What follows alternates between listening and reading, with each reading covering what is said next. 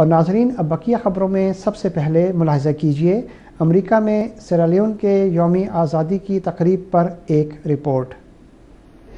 6 اکتوبر سن 2011 کو سیرالیون سے تعلق رکھنے والے 125 افراد مسجد بیت الرحمن میں اپنے ملک کا 50واں جشن آزادی منانے کی غرض سے جمع ہوئے۔ مغربی افریقہ کا یہ ملک اپریل 1961 میں برطانیہ سے آزاد ہوا تھا۔ اس تاریخی دن کو منانے کے لیے دیگر قومیتوں سے تعلق رکھنے والے افراد بھی تقریب میں شامل ہوئے۔ تقریب کا آغاز عیسائیوں کے انداز میں دعا سے ہوا، جس کے بعد قرآنی آیات کی تلاوت پیش کی گئی۔ سیرالیون کی ایک بچی نے سیرالیون اور امریکہ کے قومی ترانے ترنم کے ساتھ پڑھے۔ مغربی افریقہ کی وائس آف امریکہ کے ڈیوڈ وینڈی نے افتتاحی خطاب کیا۔ امیر صاحب جماعت احمدیہ امریکہ ڈاکٹر احسان اللہ ظفر صاحب نے اپنے خطاب میں حضرت امیر المومنین خلیفۃ المسیح الخامس ایدہ اللہ تعالیٰ بنصر العزیز کا اس موقع پر خصوصی پیغام پڑھ کر سنایا۔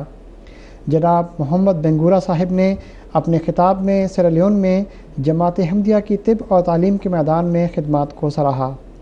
انہوں نے ملک میں 200 سے زائد اسکول، 3 ہسپتال، 550 احمدیہ مساجد، ایک احمدیہ مشنری ٹریننگ کالج اور ایک ریڈیو اسٹیشن کے قیام کا ذکر کیا۔